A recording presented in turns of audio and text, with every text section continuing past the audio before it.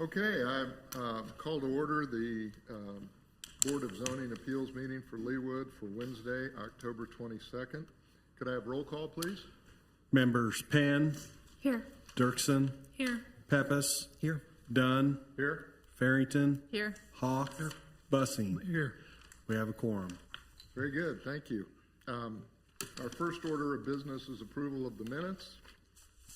Has everybody had a chance to review them? Move approval. Second.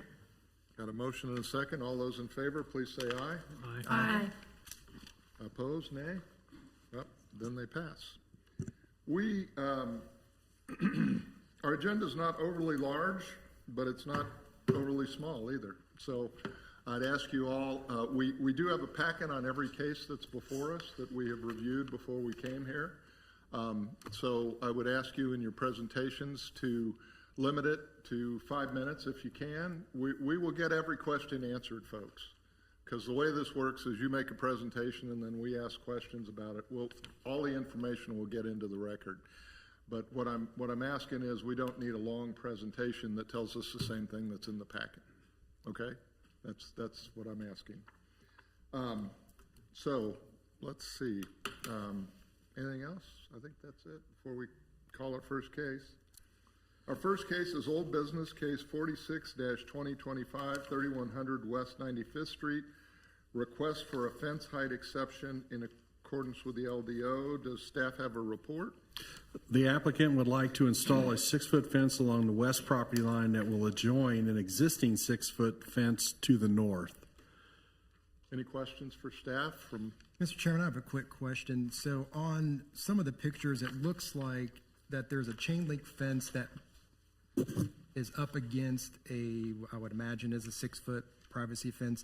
So is this fence going to be, is there going to be a gap in between the wooden fence that's kind of in the back of the packet?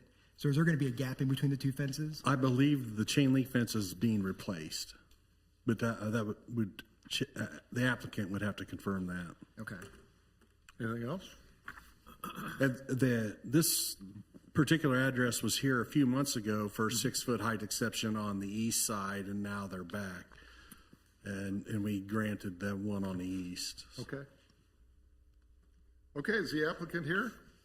Would you please approach and give us your name and address first, because this is on the record and we want to make sure we know who's talking. Sure. My name is Chris Richards. Address is 3100 West 95th Street. Okay, you may present your case, sir.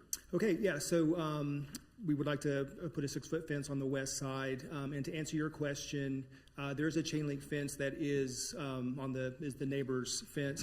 On the other side of that, she had put, it's about 5 foot around a patio she has. So we're looking to put a 6-foot fence, not replace that fence, so there will be a gap between the chain link fence and then where our property is. And we would like a 6-foot fence, I mean, mainly for privacy. And we did get granted an exception on the other side. And there is presently a 6-foot fence on our neighbors to our north. So we'd like a 6-foot fence on that side, mainly and for that reason. Our neighbor has 4 dogs, and it is, we just think it's necessary to have a 6-foot fence. And I assume the fence is going to match the existing 6-foot Absolutely, fence. yes, all vertical wood fence. Any questions for the petitioner from up here? Did you say there's a gap between your proposed fence and your neighbor's fence? Yes, where the chain link fence is, yeah. How large is this gap? We would look at, well, we were told that there wasn't that, well, we're looking at about 2 feet. Is there? Who maintains the vegetation and the stuff that grows up? The vegetation will be taken out. The vegetation is on our side. So we plan to take that vegetation out and then put a fence there.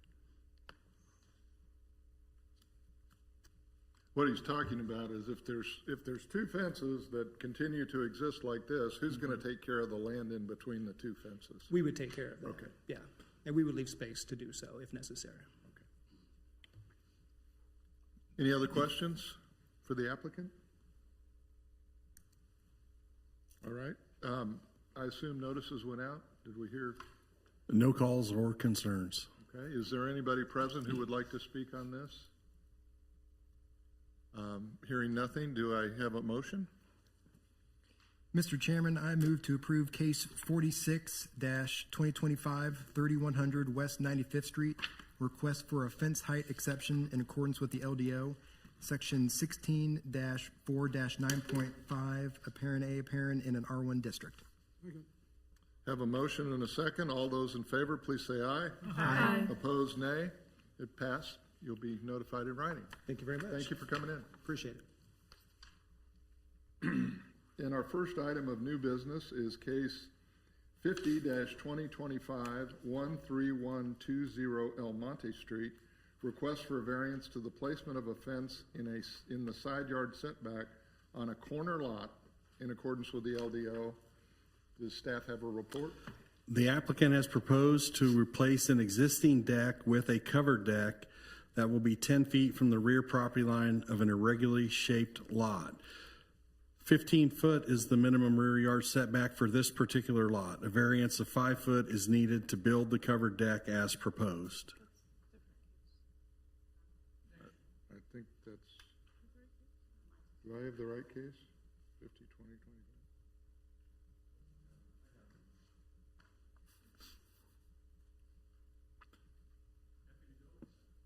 The applicant would like to install a 4-foot steel fence 16 feet from the side property line of a corner lot. This corner lot has a 30-foot side yard build line. A variance of 14 feet is required to build the fence as proposed. And as we pointed out, this is a corner lot. I'm just pointing that out for my fellow board members. We deal with these corner lots all the time, so. Are there Corner questions? lot with no existing fence, which is why it's a variance and not an exception. Is any questions for staff? Is the applicant here? Would you come up? Yeah. I'm Jana Mickey, 13120 El Monte Street.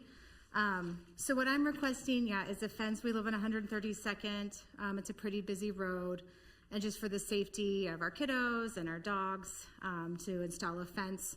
Our neighbors actually behind us came, I think in May, 13153 El Monte Drive.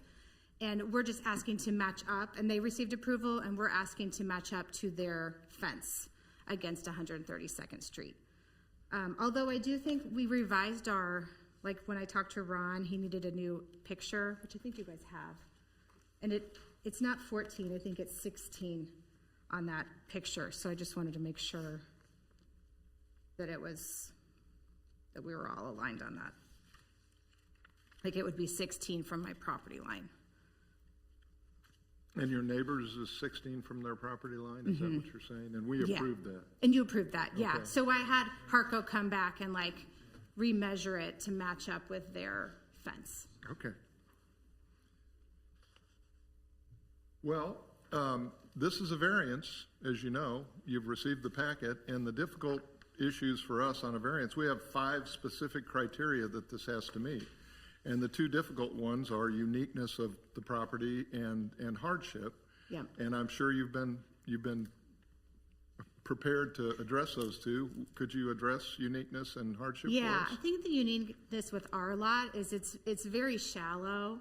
But it's long. So we really have to leverage the width of it to really have any kind of usability. So if we were at that 30 foot, it kind of cuts our yard in half. And so that's the unique part. And I think the hardship is we really want to keep our family safe being on 132nd, especially with like the construction, like we're just getting more and more cars on that road. So, we're just asking what our other neighbors have as well. Right. And it would cut down significantly on your usable space if you had to move it back to 30 feet, correct? It would, because it basically goes like, it kind of cuts my usable backyard in half. Right. And it's a backyard to you, but being a corner lot, you essentially have 2 front lots. Is that front sides? Is that basically how it works for measurement? It's the side yard, but yeah, it's because it's a corner lot, the 30 foot is to make it like 2 fronts, yeah. Yeah, it essentially makes it like 2 front yards. So, okay. Well, are there questions for the applicant from up here? All right, well, hearing no questions, then we will go through the 5 questions we have to answer. You can stay there if you want, or you can sit down and come back up if we need to ask you any questions. The first one is uniqueness of property. Are there any comments on uniqueness of property?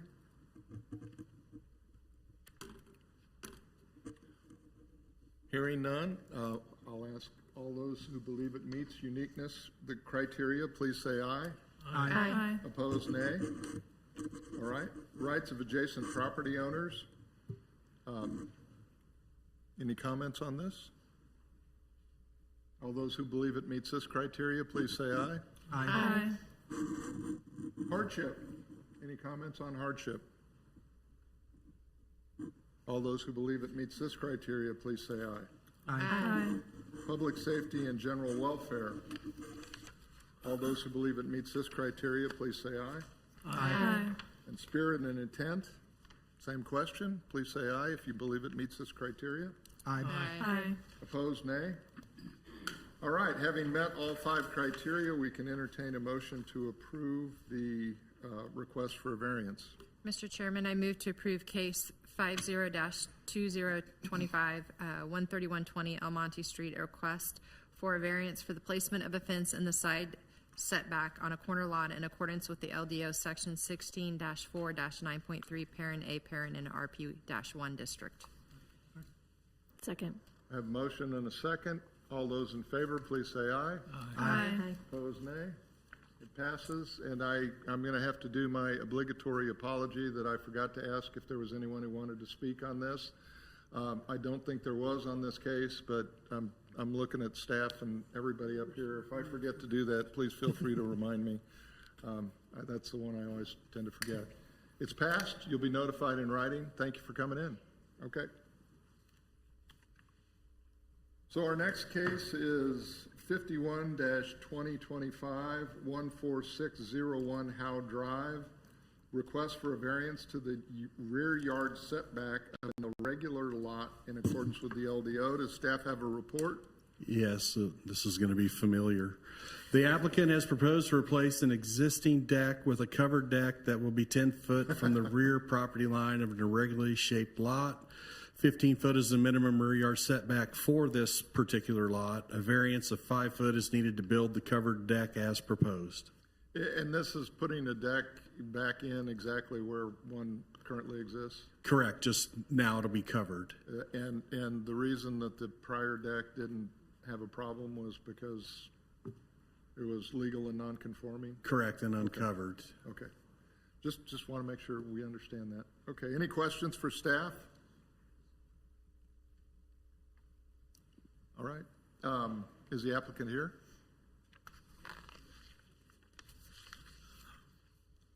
Second time was even better. Mark Stuckel, 14601 Howe Drive. You may present your case, sir. Sure. I, like many, was not aware that there was a different variance for covered versus uncovered. So when we explored that, we were told by the contractor, said, go ahead and apply for a variance. As stated, it's the same basic structure. The deck is over 20 years old, so it was time to do a lot of work on it anyway. We decided we would love to go with a covered deck. However, looking at having to reduce the overall deck size by 5 feet was not very appealing. So therefore, the request for a variance. Okay.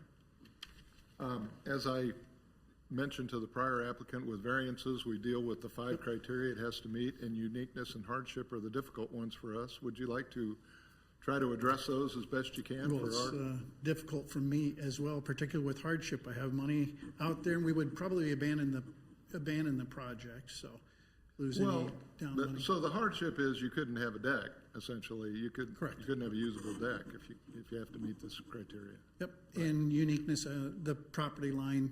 We have no neighbors. There's a common area back there and a walking trail. So maybe that's a unique situation as well. And I will note that the staff has noted that this is an irregular shaped lot, which affects quite often what the build lines happen to be, without regard to how much space is available sometimes. Are there questions for the applicant from up here? Is there anyone who's here to speak on this one way or the other? All right, well then we're going to go through our 5 criteria. Uniqueness of property is the first. All those who believe that well, is there any comments on uniqueness? Excuse me. All those who believe it's met this criteria, please say aye. Aye. Opposed, nay. Rights of adjacent property owners. As noted, it will be in the same location as the existing deck. Any other comments on this? All those who believe it meets this criteria, please say aye. Aye. Opposed, nay. Hardship. Any comments? I'll speak on hardship. So in this case, it's a legal nonconforming. It's basically putting a deck back in the same location it was prior to. If they would have to abide by the variant or the variance for the rear yard setback, it would limit them to have a much narrower deck. So that would be a hardship to them not being able to have what they had before. Thank you. Any other comments? All those who believe it's met the hardship criteria, please say aye. Aye. Opposed, nay. Public safety and general welfare. All those who believe it met this criteria, please say aye. Aye. Opposed, nay. And spirit and intent. Any comments? All those who believe it meets this criteria, please say aye. Aye. Opposed, nay. Having met all 5 criteria required for a variance, we can entertain a motion to approve this request. Mr. Chairman, case 51-2025, 14601 Howe Drive, request for a variance to the rear yard setback of an irregular lot in accordance with the LD section 16-2.5.3, area 3D in RN district. I move approval. Second. Have a motion and a second. All those in favor, please say aye. Aye. All those opposed, nay. It's passed. You'll be notified in writing. Thanks for coming in. All right, our next case is 52-2025-12709 Cherokee Lane, request for a variance to the rear yard setback of an irregular lot in accordance with the LDO. Does staff have a report?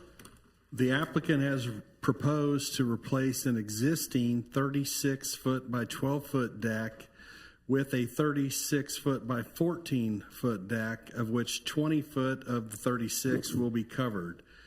Based on the irregular lot rear setback formula, the lot area requires a 30-foot average rear yard setback. The proposed covered deck will leave an average rear setback of 26.7 feet. A variance of 3.3 feet is required to build the structure as proposed. Are there any questions for staff from the board? Is the applicant here? Please come on up.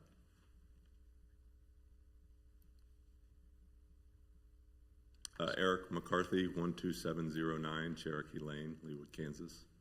Welcome. You may present your case. So yeah, as he had mentioned, our deck is definitely needs replaced. You can see we live on a corner lot as well, and it's a irregular shaped. We have a good amount of front yard space for our 2 young kids to go out and play.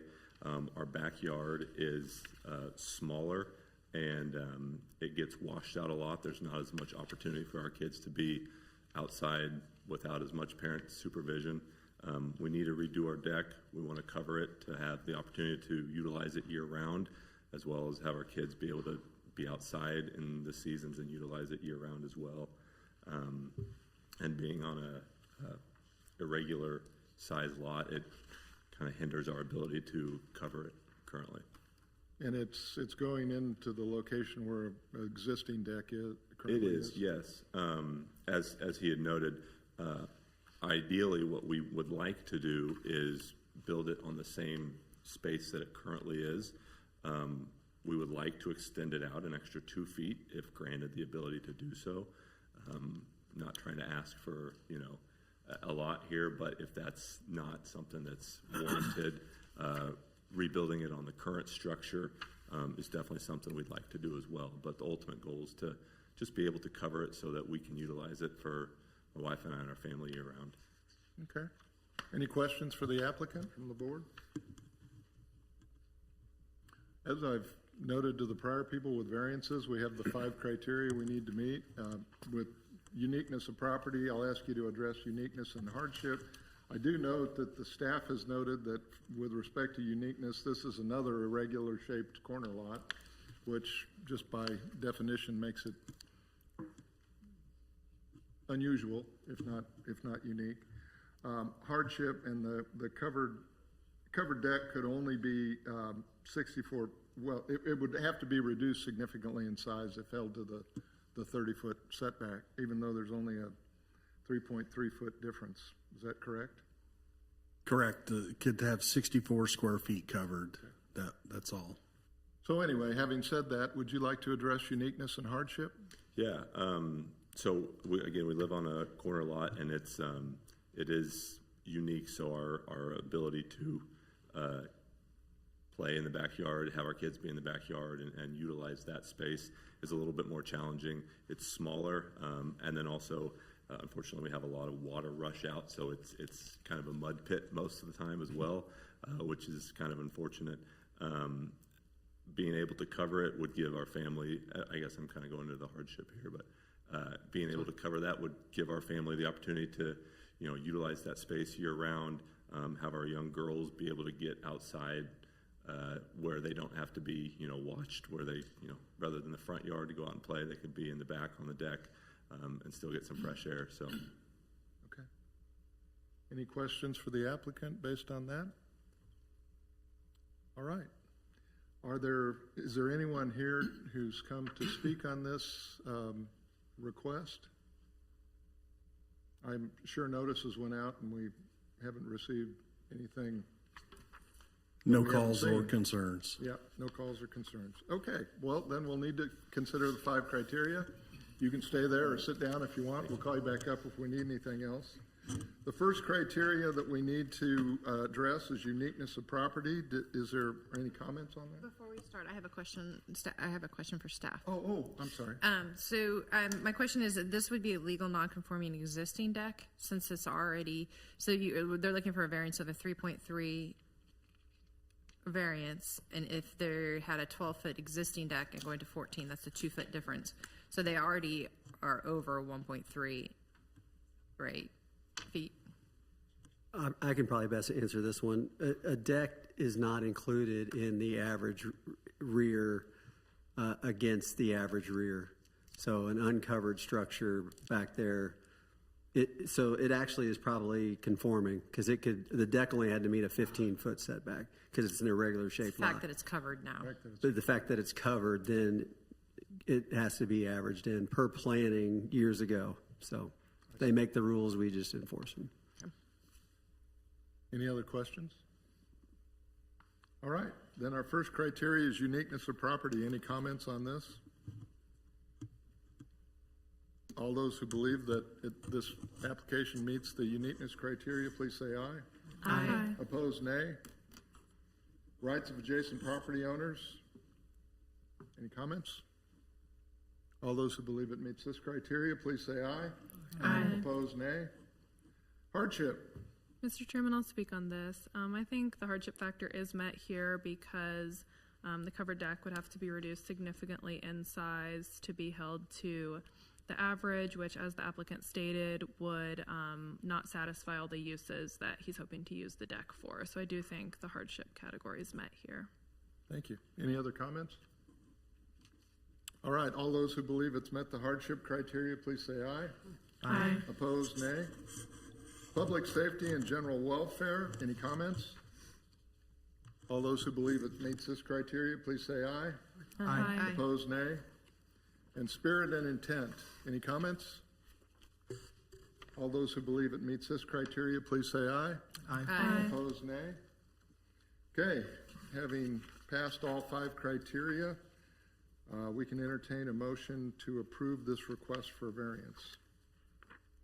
Mr. Chairman, I move to approve case 52-2025-12709 Cherokee Lane, request for a variance to the rear yard setback of an irregular lot in accordance with the LDO, section 16-2-5.3, apparent D apparent in an R1 district.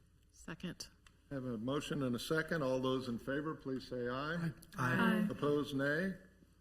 The motion passes. You'll be notified in writing. Thank you for coming in, sir.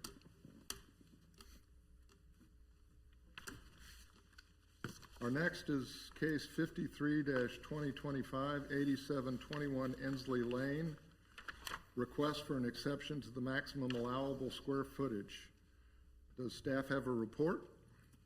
The applicant is proposing a tear-down rebuild that will total 5,314 square feet. The maximum square footage allowed by ordinance on this lot is 4,536. An exception of 778 square feet, which is less than 20% above the maximum, is needed to build the home as proposed. Is there any point in asking how this footprint compares to the footprint of the existing structure? Is it?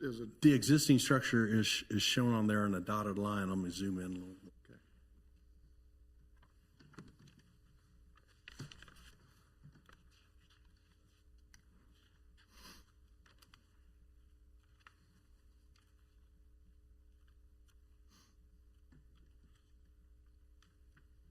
That's all right. I just was curious if it was. All right. Well, the way this works is that it's an exception request because the request for the variance is under, is it 20%? Is that what the? Oh, I see. There's the existing structure is the line thing and the dark thing is the new structure? Correct. Are those tunnels? And because it's under 20%, it's an exception. Yeah. Sidewalks. Are you the applicant? Yes. Hang on just a second. We'll get you up here to explain that. That's great. Thank you. Okay. Any other questions for staff before we begin? Is the applicant here? Come on up.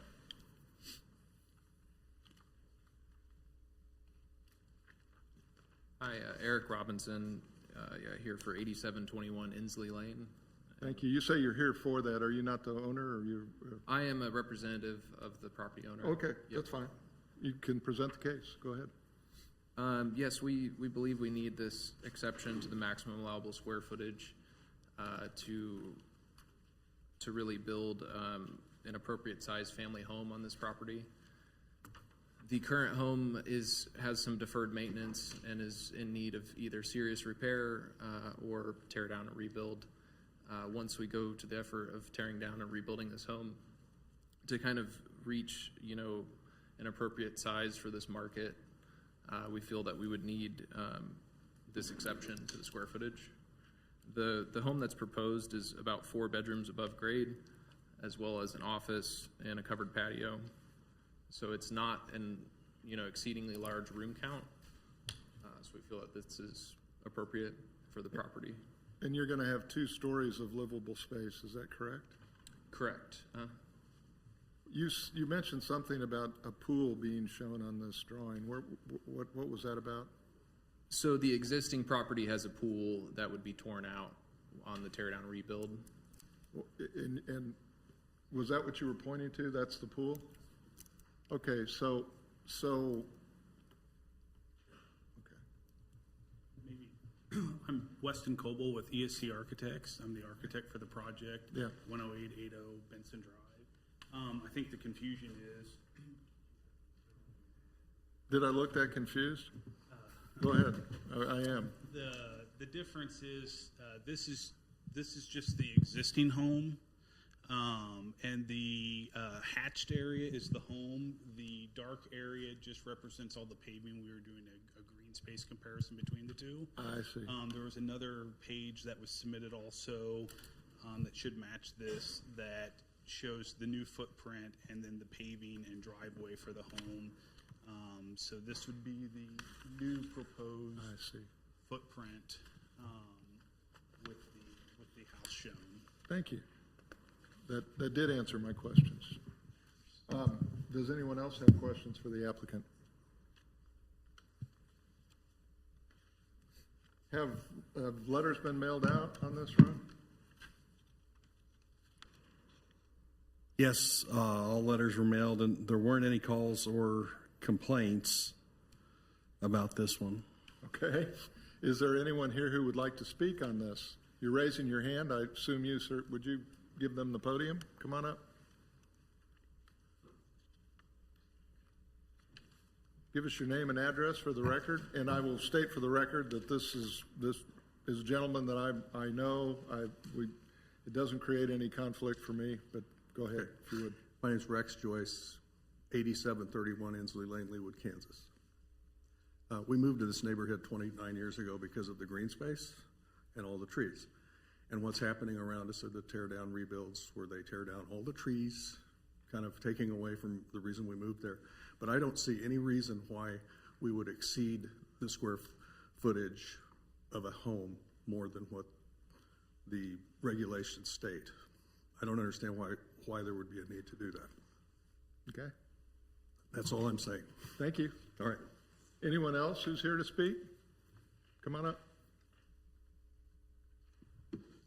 Hi, Deborah Filla, 8505 Belinder Rd, and I would just comment on the fact that building something less than 4,200 square feet does not seem to be a hardship for the neighborhood. That the being just under 20% seems like it's the economic decision, not what's best for the neighborhood. And the neighbors and the city lose green space every time a house is blown up and made bigger. And I realize they're taking over some of the pool space, but the hardship of being able to build a house that size is really just an economic one that I don't feel that the rest of the neighbors or the city needs to pay the price of. Thank you. Thank you. You raise your hand, sir. Come on up.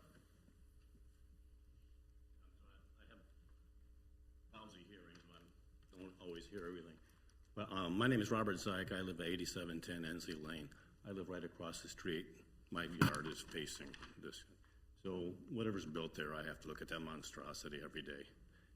And the lot size is not that big.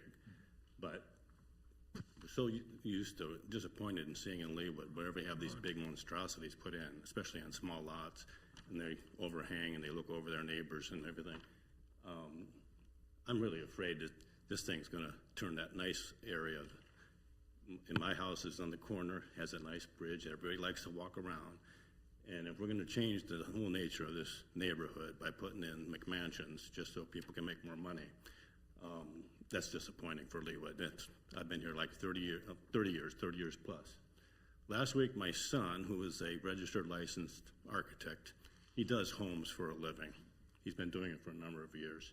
He lives in Indianapolis, but he was home with his family visiting last week, and I asked him about that. And he did comment about some of the other big houses that look out of place that have been built recently across from the Joyces, et cetera. Disappointed in that. He grew up in that in our house. He knows the area, but he does architecture for a living. Residential homes in Indianapolis, and he's good. He had top grades at Ball State University Architecture School. He said, the lot size is just too small. He says, they're going to ask for a variance. Obviously, developers and builders like to make some money. That's fine. But the impact on the neighborhood, in that corner where I live, is a very attractive area that people love to walk around. They walk their dogs, they walk, people come out. Why do we have to change the nature of the neighborhood just so we can make more money? Mm-hmm. It just doesn't make any sense, and it's sort of selfish. I live there. The builder's not going to live there. Joyce's and others live there too. We've lived there a long time. It makes no sense to give a variance. And I'm speaking as a homeowner across the street who has to look at that. Other homes have they've done a nice job building and redoing the homes in right next door, then two homes next door. Don't let them do this. My son is the architect, like I said. He's a professional. He can give you the professional opinion. I give you this as a homeowner. Thank you. Is there anyone else who'd like to comment on this? Please come up. Hello, my name is Lucy Lahosky. I'm at 8415 Belinder Rd. I grew up in this neighborhood at 3109 West 86th Street, which is essentially just kind of in the backyard of where this house is being proposed to build. I have grown up walking this street multiple times with my mom.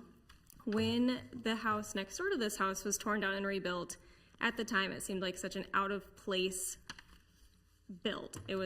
Looked large, it looked even a little too large for the lot. However, as the homes around us have continued to get larger and larger, it unfortunately is looking more normal to that lot size. The lot size next door to the house that they are proposing to build is 0.86 of an acre. The house that have been built there is 4,500 square foot. This lot looks to be less than 0.4 of an acre, and yet they're proposing to build an even larger house by almost 700 square feet onto the same lot. So I am highly concerned that this house will continue to change the landscape of our neighborhood that is filled with beautiful trees.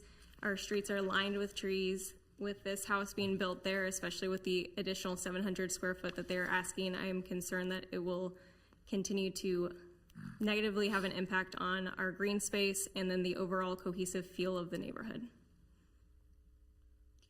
Is there anyone else here to speak? Come on up.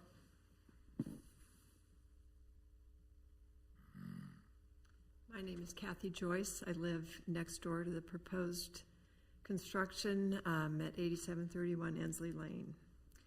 I'm noticing that the square footage of this house, or the house footprint, which maybe I don't understand exactly what that number is 4,132 square feet. The current existing home is 1,876 square feet. Behind us is a house that we now look at after the trees were torn down. We look at a 3-story house, which is painted white with black trim. Though none of the trees were replaced, so it'll be our expense to have to go in and build some kind of a screen. I really don't want this happening on the other side of our house. We've lived there for 27 years and chose the neighborhood because it's old, established, with trees that have a similar character. And a lot of the new builds, I'm just driving through Prairie Village the other day, I'm still shocked by what I'm seeing when they tear down a Cape Cod and they've got a big, tall, black and white house. And I really do not want to see that happen to our neighborhood in Leawood. Thank you. Thank you. Anyone else here to speak on this one way or another? Would the applicant like to come back up and respond to any of this?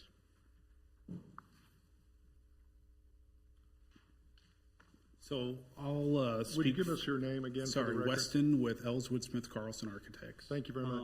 So one, we did a comparison between neighboring lots, if I can share here.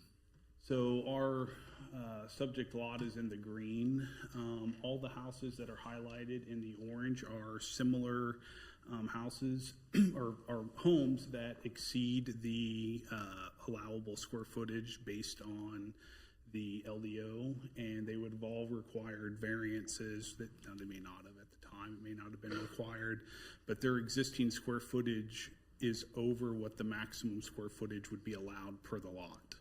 Well, just so we're clear, this is an exception. It's not a variance request because you're asking for under 20%. Correct. Are you saying these houses in orange are over 20% in excess of the allowable? No, they are.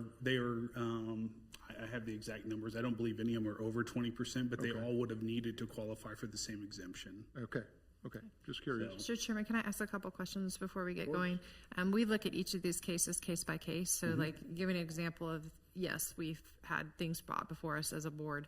What we have to vote on is here the actual ordinance, which is the exception for maximum square footage. There's 2 components to it. One is the additional square footage, not to be more than 20% of the maximum, which you're asking for less than 20% at 778 square feet. And then the other is the proposed size of the rebuild or remodeled dwelling shall reflect the character of the other surrounding dwellings in the neighborhood. Part of the packets in the past that we've received elevations and pictures of neighboring properties.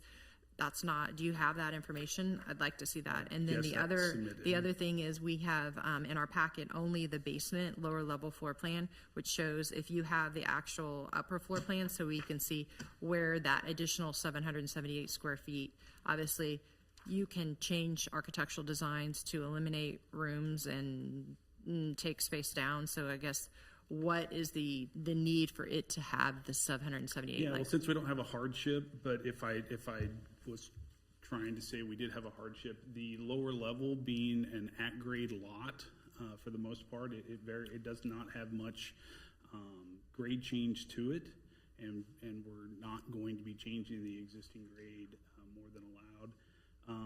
Is not conducive to putting nice bedrooms for additional bedrooms in the basement where they would be required to have egress wells.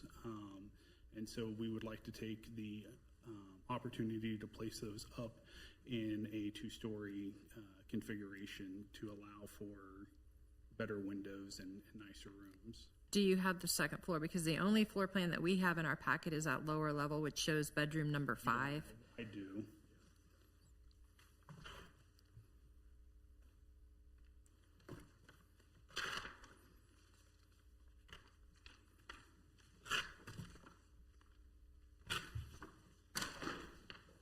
While he's looking for that, I do want to note, as I often do in these cases, I live in Old Leawood as well, and I share the concerns that have been expressed.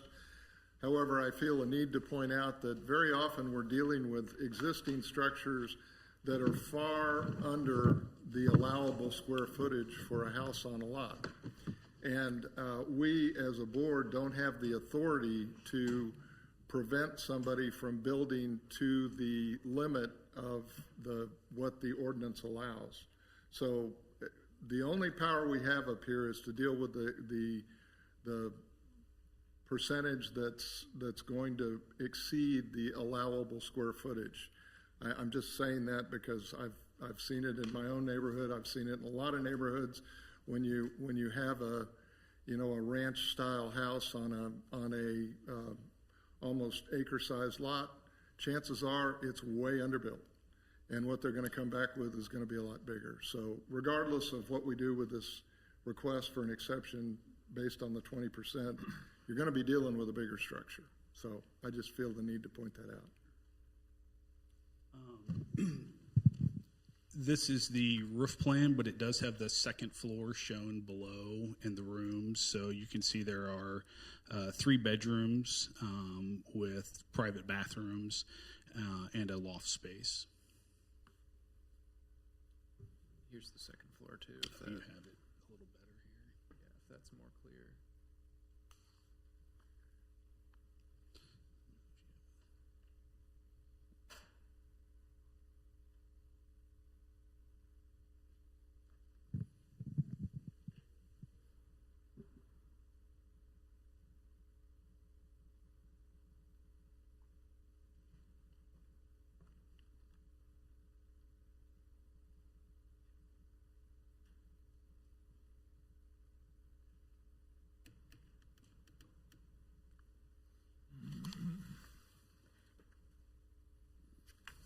Anything else?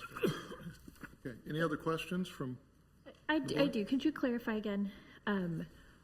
What specifically was the need for the extra 20%? Like, as he indicated, was there a specific part where you're like, we have to go do this because of the homeowner that's requesting it, or no? This is. Yes, Ed. Yes, because the homeowner is requesting this. But was there a specific space, or was there a specific 700 square feet, or no, this was just the total of the overall request? This is the total of the overall request, getting the 3 bedrooms with the loft space on the second floor.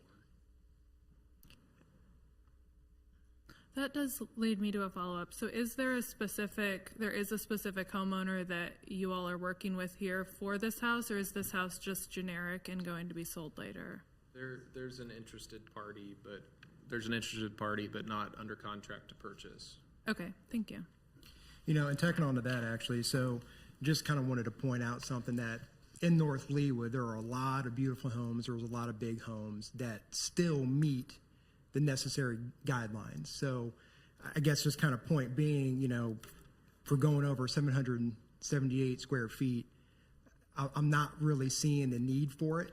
Because again, there's big, beautiful homes everywhere that still manage to stay within the guidelines. This just feels like an unnecessary want, not necessarily a need. Yeah, I would say that we're responding to other new homes that are being built throughout the city and matching the same types of features and living spaces within them. And just happens that, we do have a maximum square footage on these lots, and to be able to compete with those markets, this is kind of what's required. And also, because I 100% agree with you, also we got to think about the impact of the neighborhood. Being that there's so many people that are here speaking on it, these are the people that are going to have to look at it every day, construction, live next door. Not that you can prevent change, because change is going to happen. Like the chairman said, there's going to be bigger homes built on a lot of these lots. But if we can kind of help mitigate it a little bit to where they're not so far over what they need to actually be, because again, there's still beautiful homes that are built all over that still stay within those guidelines. And I would like to kind of add to that, because if we're looking at a situation where I think that one of the neighbors brought up that it was 0.8 acres versus this is 0.4 acres, so this might be a smaller lot than some of the neighboring that have rebuilds. We have to look at the character and the size.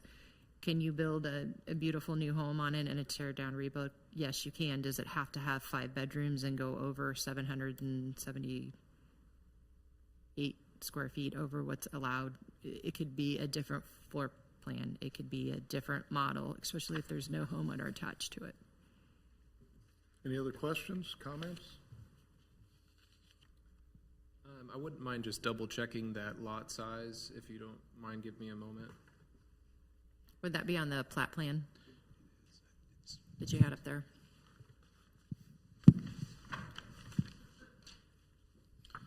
The lot area is 16,636 square feet. I'm not for sure what that translates to acres, and I'm not for sure what the other acreage was for the.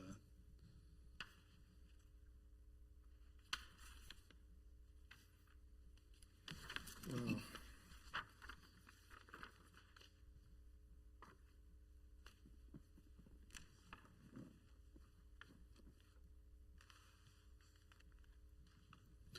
I'd also point out that our green space coverage for the total lot coverage in this plan, we still have a remaining green space lot coverage of over 62%. So it's not like we, are going anywhere close to what the requirement for green space would be. That is I did the calculation, and it is 0.38 acres. And I don't know what the neighboring properties would be. Do we have the square footages on any that are shown? I mean, we could pull those up on Johnson County appraisers. It would take just a second.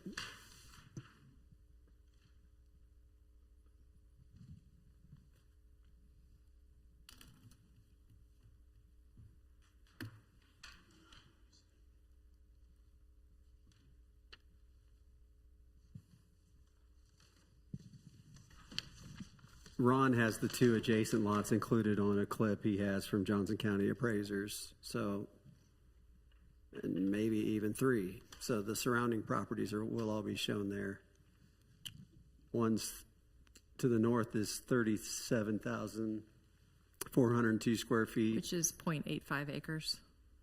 And then 1.1 acres behind, and then 16,984 square feet. Pretty similar size lot to the south. Right. That's 0.38 acres. Any other questions from the board or comments?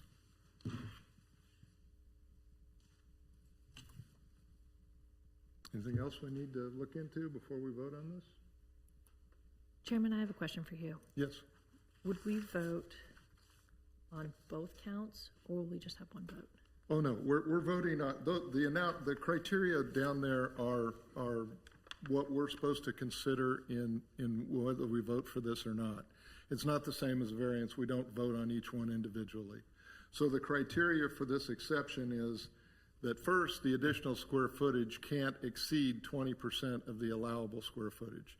And the second criteria is that the proposed size of the rebuild or remodeled dwelling shall reflect the character of the other surrounding dwellings in the neighborhood. And I think that's the question we have to answer, because as I pointed out, we as the Board of Zoning Appeals don't have the authority to tell them go back and build another 1,800 square foot house, which is what they're replacing. We can't do that. But we can either say that this request for additional 20% it reflects the character of the neighborhood or not. That's the question we've got to answer for ourselves. Okay? remember this coming up in the past, we spent a lot of time talking about the neighborhood. To talk about the 20%, and that's pretty secure. We can talk to that. I remember spending a lot of time talking about the neighborhood.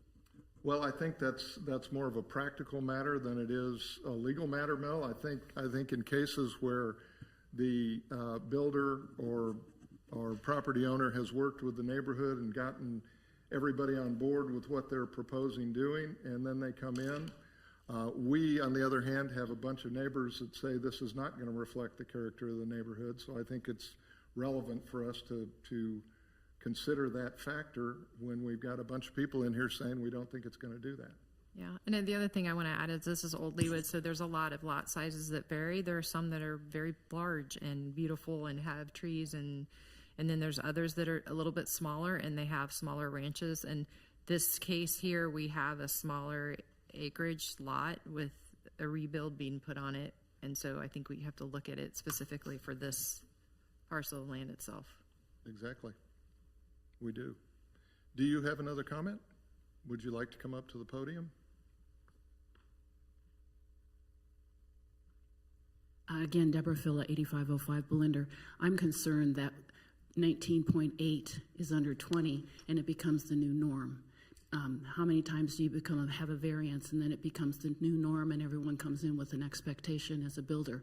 That's exactly what they can do, and I have a concern about that because we haven't made that the standard for. I mean, we, 0.2% makes the difference. Thank you. And Ms. Phila, I'd be happy to talk with you after the meeting about this. It's a big issue. You're right. And has everybody said? Okay, can you keep it short? I think we've heard everything, so come on up. First of all, I never really, other than I got this letter, no one's approached me or anything. I live right across the street from this house. I understand. And no one knocked on my door or called me or anything. And my son's an architect, like I said. When he does a house, he's got all the software and everything. It's like he can like that. He can show you a picture of the house. We're looking at from like the dark ages. You're looking just at the foot. Where's a picture of the house they're going to build? How it's going to look next to the Joyce's house and next to the other newer house next there and next across the street? You don't have any view. You guys probably haven't even walked down the street, looked at it. I live there, and like my son said, the lot's too small. It's not going to look right. If you just want to just okay things so people can make more money and change the whole gist of the neighborhood, go ahead and do that. But that's not what we live in Leawood for. Well, just so we're clear on this is not big government ignoring you. It's not. The fact is that there's an 1,800 square foot house on this piece of property that allows a 4,200 square foot, 4,500 square foot house. And that's not us. That's our ordinances allow that. We don't have the authority to order them to build a house within 1,800 square feet, no matter how it looks in the neighborhood. We have only the authority to approve or disapprove a request for under 20% exceeding the square footage. And we're going to get to that vote just as soon as we can. I can't answer that for you, sir. But we don't have that, so. It's on the screen right now. That's the front. Those are the elevations. That's what's submitted with the permit. Is this, like I said, no one approached me, so this is new to me. You'll need to come to the podium and be on the microphone. Is this from the street?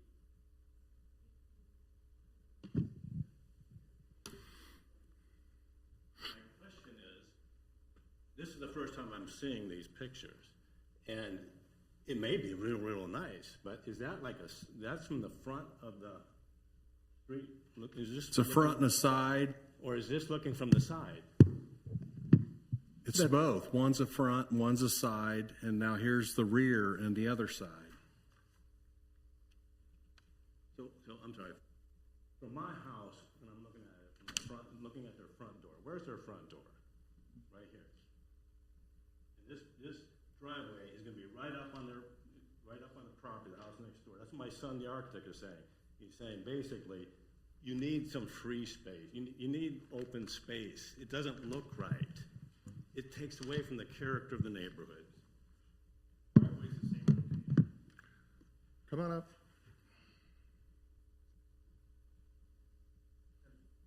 Once again, I'm Rex Joyce, live next door to the south. What is the 1,800 square feet? Is that the footprint of the house that we're talking about? Because the house is 3,800 square feet according to the Johnson County property data, the one that's there. Well, that's my mistake. Apparently that's the footprint, 1,800 square feet. Okay, because that's what I'd like. What's the footprint of the new proposed home?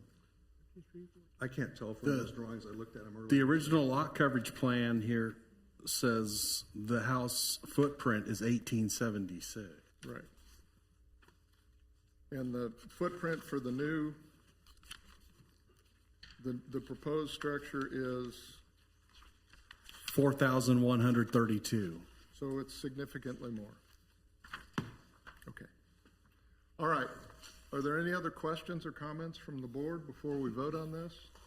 Mr. Chairman, I'll make a comment. I think hearing from the applicants who are, not the applicants, hearing from the neighbors who are concerned that this house would not reflect the character of the neighborhood, that definitely causes concerns for me that it would not reflect the character of the neighborhood, because who better to tell us about that than the people who live directly around the home.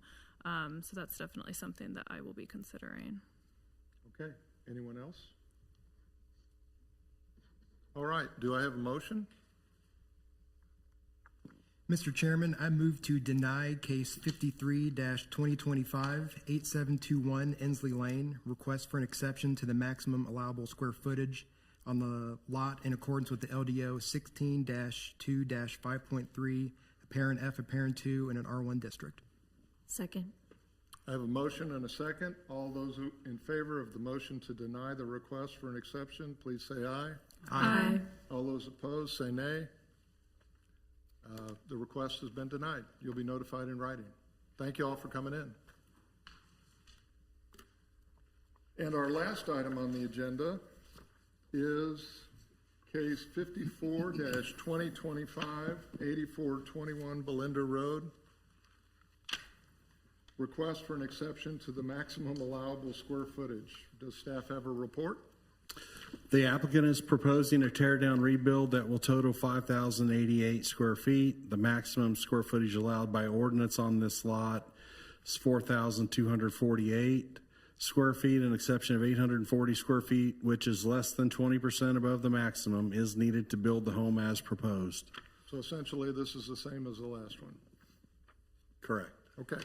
Are there questions for staff from the board before we have the applicant come up? Is the applicant here? Come on.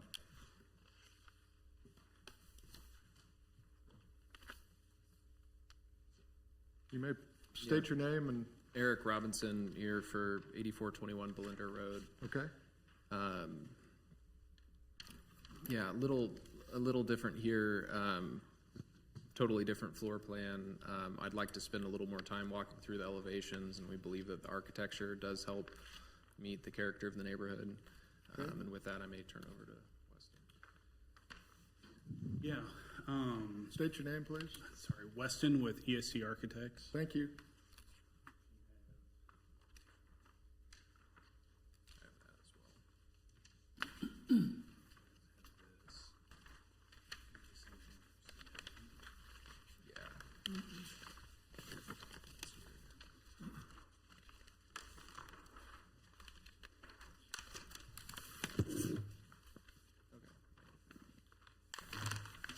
Yeah, again, requesting the variance for, similar situation of, meeting some of the same qualifications as the last home, with the additional bedrooms on the second floor. The previous house, I don't know if I can speak to the home that's on this lot as well as I could the other one. as far, I know that the previous home was a two-story, and I think there's a lot more square footage on the second floor than what was on this one. I'd have to look back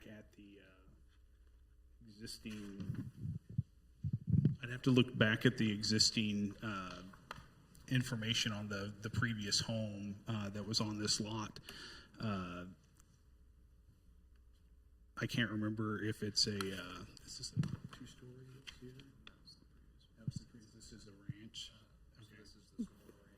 Per the Johnson County appraisers, 8421 Belinder Road has the total square footage raised subfloor is 1,502 with a 400 square foot garage. Okay. So, yeah, again, we're asking for a variance. I think some of the variance in the square footage comes in also in the garage spaces. In this one, we are trying to do a 2-car, 1-car in the space. And if the other one had 400 square feet of garage space, this one probably has a total of 700. Just the nature of 3-car garages today, much like the last one. Some of that square footage and the difference between existing homes built 50, 60 years ago, 2-car garages were 20 feet wide, 20 feet deep. New vehicles barely fit in those existing garages. More of a standard garage today is 22, 24. Typically. So again, I think some of the square footage variance you're asking where we came up with, needing an additional square footage, it's not comparing apples to apples when we're, the existing home that's being tore down versus what we're putting back today. As far as, what people 50 years ago would have expected for a garage space to what they expect today. You don't expect a 2-car garage that your SUV barely fits in. No room for kids' bikes or toys or, other accessories, lawnmowers. We're trying to create that additional space and square footage for those to be able to fit in those spaces. Well, I think the fact that so many houses in Old Leawood are undersized, according to what's allowed, would tell you what people favored back then, and it was green space, not garage space. So I don't, that, once again, that doesn't change the authority we have. We can only make a decision on the 20% you're asking for an exception for. So Yeah, I might want to add to that too, because like when you look at the floor plan, so basically your argument is you're wanting to add a 3-car garage here because you've got a 2-car garage at the front and one at the other, but it's also a 4-bedroom house. So you can wish for a 3-car garage, you can wish for an additional bedroom. It's a design. So what we have to look at is what is the LDO, and the LDO is the maximal amount of square footage, and you're asking for 840 square feet over that, which is under the 20%, but it's still over the maximum ordinance, which is 4248. So you're going from an existing home that's 1,500 square feet to 4,248. That's quite sizable. You can get a lot for 4248, and a lot of times when we have looked at things in the past and it's 840 square feet over, that's a rather large space if it's an additional garage. A lot of times when we've looked at those variances where it's under the 20%, but it's usually a little bit over, it's maybe 100 square feet or 200 square feet, and the justification is more of we want to make this a 3-bedroom or a 4-bedroom versus a 5-bedroom with an additional 3-car garage. There's a difference. Yeah, these would be 4-bedroom. The 5th bedroom is in the basement, which would be a future finish, But that's my point. You can want all you want, but when you have a lot that is only so big and the maximal square footage is 4248, we really have to look at the justification of what is that 840 to go over? So I just wanted to communicate too on the calculation. We have a covered patio on here. So there is about 350, 400 square feet that's in the calculation. That's a covered patio. That's not living space. So of course that's an optional feature. That's, I think like the earlier issues that came up quite a bit between a covered deck versus an open deck. So that's kind of factoring in. It's not a 5,000 square foot home. It's lower than that because we're including garage square footage, covered patio. So it's, throwing this big number out there, it sounds really big. This is really just what a new home is commonly sized, which with that we understand, and we're trying to, reach the character of the neighborhood by having good architecture and meeting all the other requirements. So. Well, and I don't think any one of us are saying that it's a bad design. Right. It just isn't necessarily the right fit for this particular lot. Maybe it would be a better fit for a lot that's a little bit bigger. Therefore, you wouldn't actually probably even have to come in front of us. Yeah. Because you would actually be under that threshold. And I might have you put the Johnson County Ames map up for a second, because this might explain it a little bit more, because I think this is a different case. We're looking at specifically for this case. And that acreage, like if you look at the 16,500 square feet, that's 0.378 acres. And you look at the ones around it, the one, let's see, the 17,249, that would be north. Can you flip it so that north is up? I don't think you have north up. Is north up on that? 8417 would be north. Can you, Right, can can you rotate flip it so that it it's so- straight up? Yeah, because that way I can There you explain it go. better. There we go. Okay, so the lot obviously has the blue square around it. That is 16,500 square feet. That is 0.378 acres. If you look at the lot just to the north of it, which is 17,249, that's 0.395 acres. If you look to the right of it, 16,063, that's 0.44. If you come down, 21,860, that's just the east of it, it's 0.5 acres. The one below that is 0.5 acres, and then the one to the south of it is 0.36. That's a small lot, just like the one that we're looking at. So it's looking at, we have these constraints within the ordinance, and the limits is the 4248. So if we're looking at anything that goes over that, the question is, does it fit the character of, can you build something that's still 4-bedroom? Yes. It's still a beautiful plan and would fit the character in the neighborhood. Yes. I guess that's my point. Okay. Any other comments, questions? Have you finished? Is anyone here to speak on this, for or against? Please, one at a time, if you would.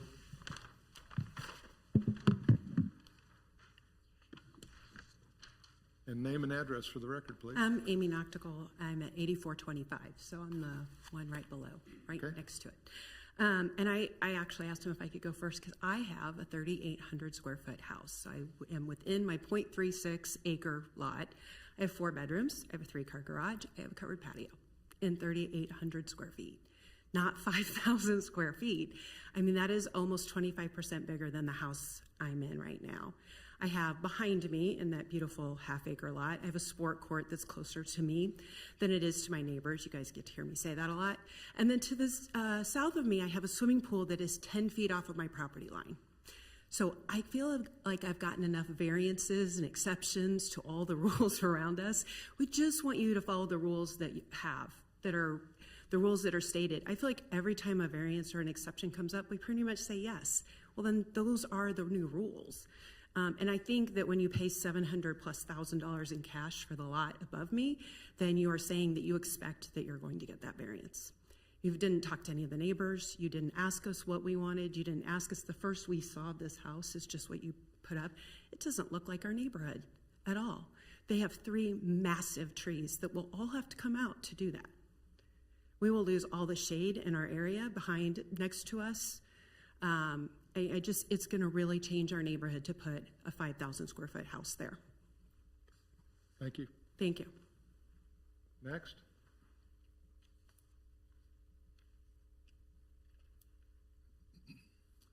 Jay Denfield, 8417 Belinder. I have the lot just to the north of this lot. Thank you for allowing me to express my opinion. I'll try to keep it brief. The point I want to focus on is the second bullet point, reflecting the character of the surrounding dwelling of the neighborhood. The LDO doesn't specifically define what a character is, except in the dwelling part it does mention that it needs to, quote, preserve the unique character of the specific neighborhood. This lot is in a very specific neighborhood in Old Leawood, and the city actually, in 2011, the city commissioned Rosin Preservation to determine the boundaries and resources of what we know as Historic District Number 2. And the city was proud enough of this area that in the historical designation, they've actually put signs out, and they've maintained those signs that you know that you're in that historic area. That makes us a very unique part of Leawood, different from Holbrook, Leawood South, those other areas. Within my neighborhood, which is the western half of the historic district, are 127 homes. The average square footage of all those homes right now is just about 2,500 square feet. This house is going to be 98% larger than the median square footage house that exists, and it'll be 21% larger of any home that's been built in the last 10 years in the area. It mentions the surrounding dwellings in the neighborhood. If you just consider the lots that are adjacent or within 2 lots of that area, it is way over 100% larger than any other home. And the home that Amy Nautical is just up here, she has the largest surrounding home, is 32% larger than that home. And I want to reference that 2011 survey from the Preservation Company, and this is their quote. Another important finding of the survey was the recent trends toward demolishing mid-century dwellings to make way for new, larger homes. This movement poses a significant threat to the historic character of District 2 as new houses are out of scale with the existing buildings. The loss from teardowns often expended the open spaces and the mature trees that also enhance the distinct sense of the neighborhood. So I'd ask you not to consider to have this approved. Thank you. Anyone else here to speak on this? Please come on up.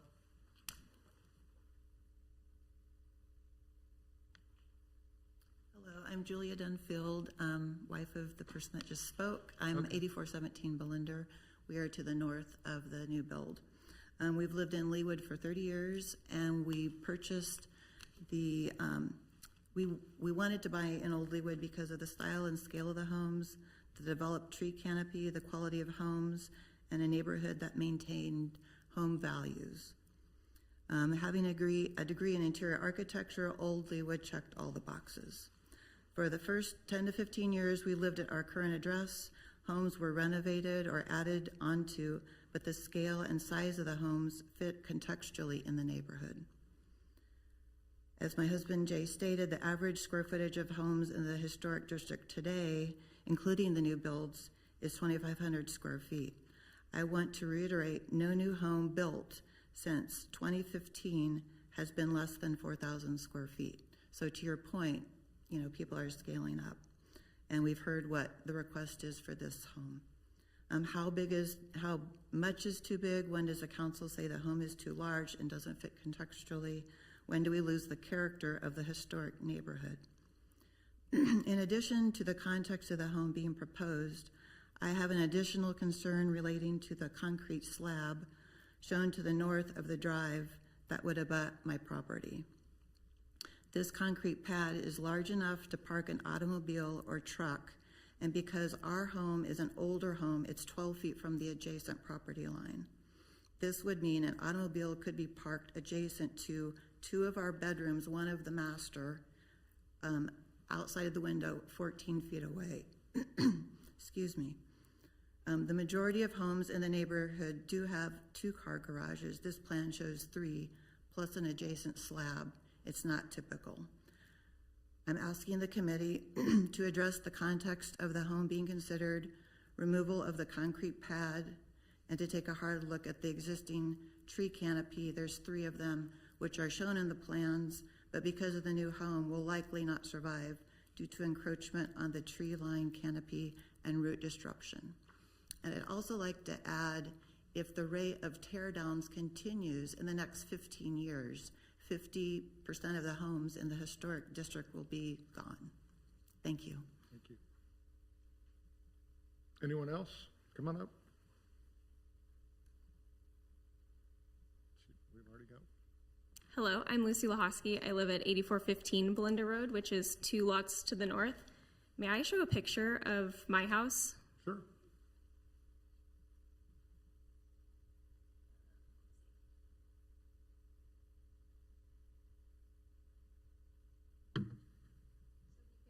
kind of see that. This is my house. I purchased my house back in February of 2024. As a recently graduated physician, I hope to come back to Leawood, to the place that I was raised. There's a lot of things that attracted me to this neighborhood. The larger lots with the houses on them that felt appropriately sized, to the point that there were still green spaces. There were mature trees. And the house characteristic overall felt very cohesive. There obviously has been some tear downs and some remodels. When I was looking to purchase a house, I specifically wanted an older house that continued to have character.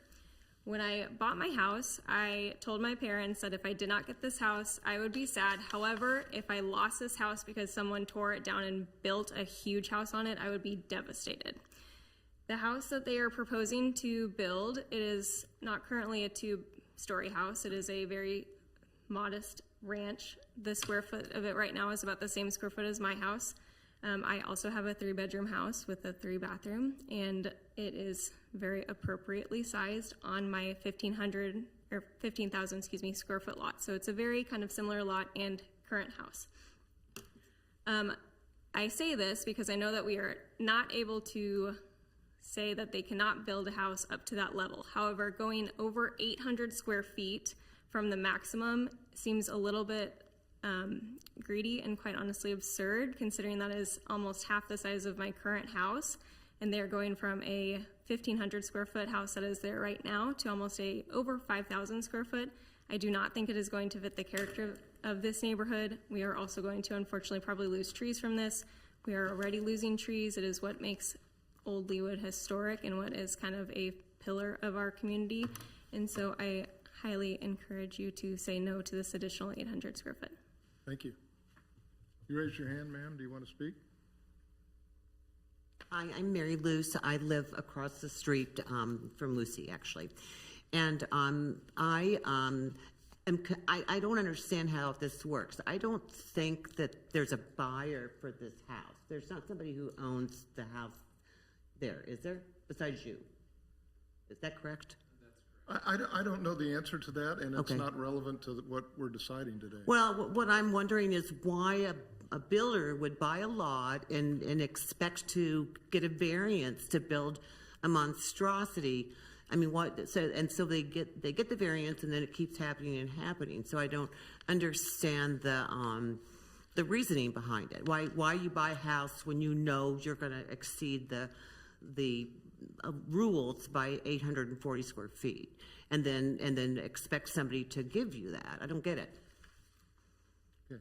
I can't answer That's all. that for you. Yeah, and I would like to state, since we're just on behalf of the board, I've sat on the board for many years. Every variance and exception that comes up here, we don't approve every one of them. We look at it case by case, and so we've dealt with rebuilds for many, many years, and we have to follow the ordinance, and the ordinance is, it can be built up to for the square footage allowance, specifically on this one, 4,248. That's within the ordinance. So what we're looking at is anything beyond that, and we have to I'm not look at it suggesting you approve everything. That's not what my point is. My point was why a builder who isn't stupid buys a lot that requires a big variance. Well, let's not get personal, okay? Is that what? Let's not get personal. Let's Well, I not didn't call think it people was stupid. personal. Okay. Okay, thank you. Well, and I would just point out for the you want to speak, ma'am? Come on up. Come on up. Thank you. My name is Mary Frisch. I live across the street at 8416 Belinder. My husband and I are retired, and 8 years ago we moved into the neighborhood because it was an established, stable, beautiful, historic area. And we have loved every minute of it. And we have a very small house. But to our dismay, it seems that now every house that goes on the market is a teardown, and it's kind of become a mecca for that type of mentality where they replace the green space and the trees with an outdoor kitchen and a sport court and a swimming pool and a 4-car garage. And it absolutely does affect the character and the feeling of the community, which used to be user-friendly. After dinner, you could go out and walk the dog, and you see all the kids on the bicycles riding down the streets. And it just is beginning to have an effect on that. And I hope that you also will deny. Nothing personal, but it just isn't appropriate for our community. Thank you. Thank you. Come on up. Still Deborah Phila, 8505 Belinder Rd. I live 3 doors down from this, and we bought the house. It was a two bedroom on the first floor, dining room, kitchen, kitchenette, family room over the crawl space, in one of the first master bathrooms, which if you haven't ever been into them, there you can sit on the toilet, open the window, run the sink, and turn the shower on. That's how small the master bathroom is. So when I say there's 2 bedrooms down, I don't want you to get thinking that they're big. We came in, there was a galley bedroom on top. There was no dormer. We added a dormer. We came back later and did another remodel on the existing footprint. So now we have 3 bedrooms up, 2 bedrooms down, and we still have the screened-in porch, and we have a utility room that we've added, all within a little bit of a nudge on that old house's footprint. So you can put a lot. So we've initially got a 5-bedroom, 5-bath house. Of course, we use 2 of the bedrooms, for studies or whatever, but size, developers get paid on the square footage. So the bigger the house, the more they can charge. And that can't be the criteria for the houses that are selected and the exceptions that are made. Thank you for your careful consideration. Thank you. Anyone else here to speak on this one way or the other? Okay.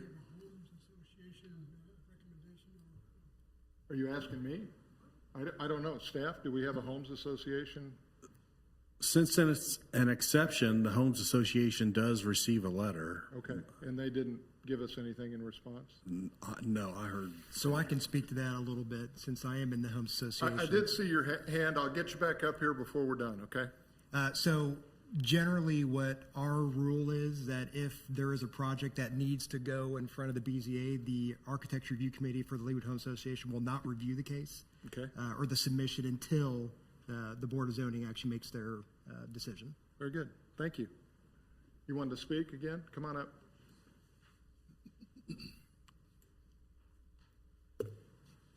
Just wanted to speak real briefly. What's your name again? Eric Robinson.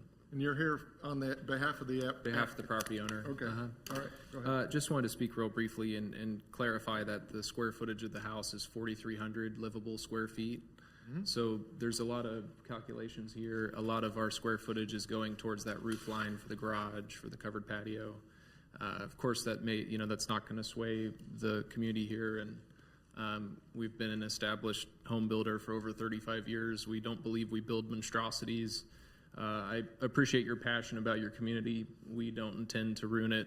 We would like to contribute to it. So, again, appreciate that, everybody has good fervor towards their community. I feel the same way. I live in a 70-year-old house that's 1,500 square feet. I happen to build houses for a living. I think we're all on the same page here. We're not trying to create monstrosities, but. Yep. Thank you. I don't think anybody up here thought that. Okay, any other questions or comments before we go on? I do want to point out, just once again for the record, we can't control where the concrete pad is. We can't control what trees get cut down. We have the ability to decide whether we're going to allow this builder to exceed the maximum allowable square footage by less than 20%. That's what we have authority to do.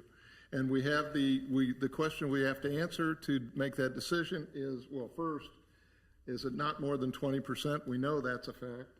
So we really have to ask ourselves, is this proposed size of the rebuild or remodeled dwelling, does it reflect the character of the surrounding dwellings in the neighborhood? So that's the question before us on this case. And I'm sorry to interrupt. I just wanted to finish before we. No, go ahead. I just wanted to clarify a few things. And your name, you're the architect? Sorry, Weston, yes. Thank you. The space shown here beside the house, that was referenced as a concrete pad earlier, that is actually an existing space that is there. We are not proposing that that be a concrete pad put in beside the home for parking or anything there. There is a slight hammerhead that comes in that allows for turning back into that space, but that's not a concrete pad being proposed. So actually, this house is farther away from you than what the current home will be. The existing house is shown on a dashed line in there. So we actually are increasing the setback to the neighboring home from this home.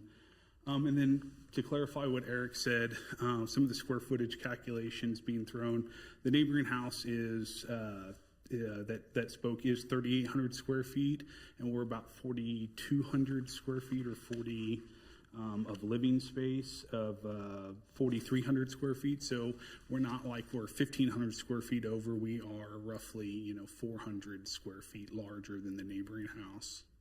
Okay. Now we do have additional spaces. If they only have a 2-car, we do have a 3. But we're not. Our living square footage is not 1,500 square feet larger. And we do understand the limits of our authority here. Did you want to speak again?